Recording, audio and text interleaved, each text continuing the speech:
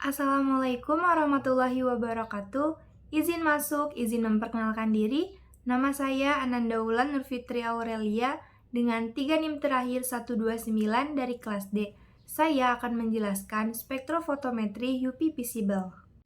Prinsip dasar dari spektrofotometri UV visible yaitu analisis fotometri berdasarkan absorpsi energi cahaya oleh molekul-molekul pada daerah sinar UV dan sinar tampak atau visible. Grafik hasil pengukuran molekulnya disebut spektrum UV visible. Itu ya, spektrum hasil absorpsi radiasi oleh molekul atau kurva absorpsi radiasi UV visible itu grafik hubungan panjang gelombang absorpsi. Selanjutnya ada senyawa yang dapat dianalisis dengan metode spektrofotometri UV visible adalah senyawa yang mempunyai gugus kromofor atau sistem ikatan rangkap terkonjugasi, sehingga senyawa tersebut mampu menyerap cahaya pada daerah sinar ultraviolet ataupun daerah cahaya tampak. Senyawa tersebut bisa berasal dari golongan obat, vitamin, senyawa organik aromatik, polifenol, serta ion logam yang dapat membentuk kompleks berwarna. Sehingga besarnya serapan cahaya dapat diukur untuk menentukan konsentrasi senyawa tersebut. Selanjutnya ada pengertian dan contoh. Yang pertama, orbital sigma, yaitu orbital ikatan yang terbentuk dari tumpang tindih dua orbital atom secara segaris pada arah sumbu internuklir, sehingga kerapatan elektronnya paling besar berada tepat di antara dua inti atom yang berikatan. Contohnya seperti hidrogen dengan hidrogen, maka akan terbentuk molekular orbital H dan H. Yang kedua, orbital pi, yaitu orbital ikatan yang terjadi akibat tumpang tindih orbital dengan bentuk sangat kompleks, sehingga densitas elektronnya tersebar di daerah yang tidak berada tepat pada garis ikatan, dan orbital ini ada pada transisi orbital D dan F. Contohnya, ada ikatan tunggal, ikatan rangkap 2, dan ikatan rangkap 3. Selanjutnya yang ketiga ada orbital non-ikatan, yaitu orbital yang ditempati oleh pasangan elektron bebas yang tidak terlibat dalam pembentukan ikatan kimia, sehingga elektron tersebut hanya berada pada atom tertentu dan tidak ikut berkontribusi dalam pembentukan ikatan antar atom. Contohnya seperti hidrogen dengan fluorid. Selanjutnya ada faktor-faktor pergeseran panjang gelombang dengan metode spektrofotometri UV visible. Yang pertama ada sistem terkonjugasi, yaitu sistem ikatan tunggal antar atom dipisahkan satu sama lain dengan satu ikatan rangkap yang tidak jenuh. Makin panjang sistem terkonjugasi, maka perbedaan energi antara keadaan dasar dan keadaan tereksitasi pada transisi V menjadi V bintang makin kecil, sehingga absorpsi terjadi pada gambar gelombang lebih besar. Contohnya seperti di gambar. Lalu yang kedua ada pelarut. Pada transisi V menjadi V bintang, pelarut polar akan menyebabkan pergeseran ke panjang gelombang lebih besar atau batok kromik. Contohnya seperti di gambar sebelah kanan.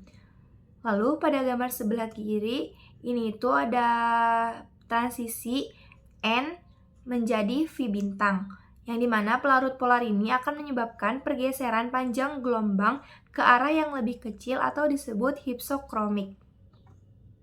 Lalu yang ketiga ada perpaduan kromofor dan ausokrom yang dapat mempengaruhi panjang gelombang maksimum karena ausokrom dapat memperkuat atau menambah efek dari kromofor dalam menyerap cahaya.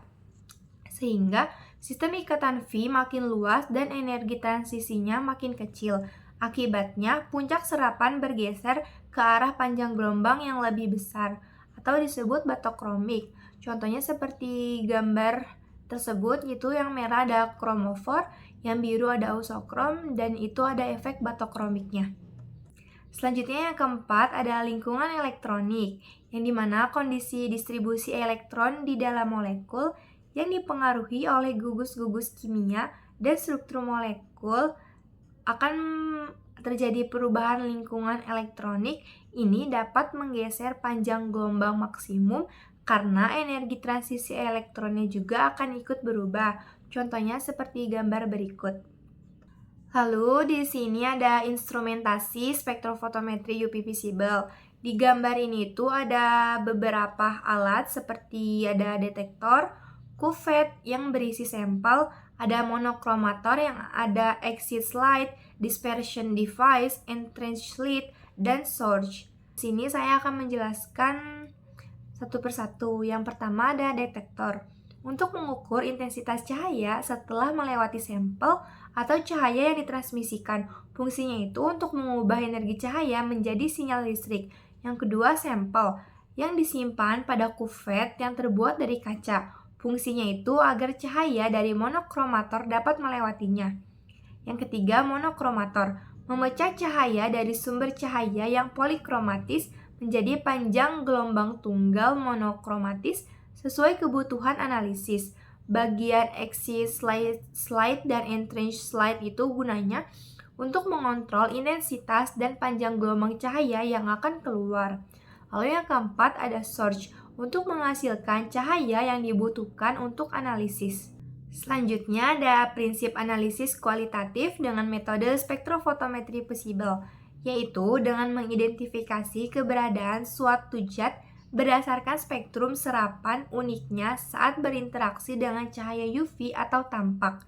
Hal ini dilakukan dengan membandingkan spektrum serapan, terutama panjang gelombang maksimum, dari sampel dengan data standar atau dengan menganalisis perubahan serapan terhadap pH.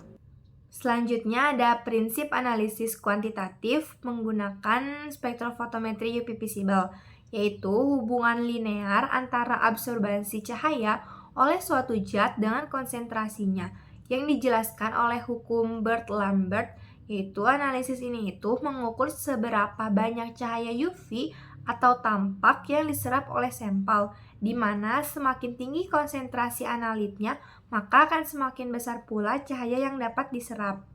Selanjutnya ada kelebihan dan kekurangan. Di sini ada kelebihannya. Yang pertama, metode sensitif dan akurat. Kedua, mudah digunakan. Ketiga, analisis cepat dan efisien. Keempat, hasil dapat langsung tercetak dalam bentuk angka digital. Kelima, fleksibilitas digunakan untuk di berbagai industri. Keenam, biaya terjangkau. Dan ketujuh, pengujian non-destruktif.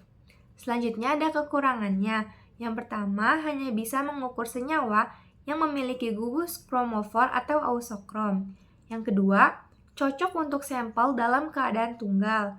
Yang ketiga, adanya keterbatasan dalam kompleksibilitas sampel. Dan yang keempat, terbatas pengukuran penyerapan dan transmisi. Sekian presentasi dari saya, mohon maaf apabila ada kesalahan. Terima kasih. Wassalamualaikum warahmatullahi wabarakatuh.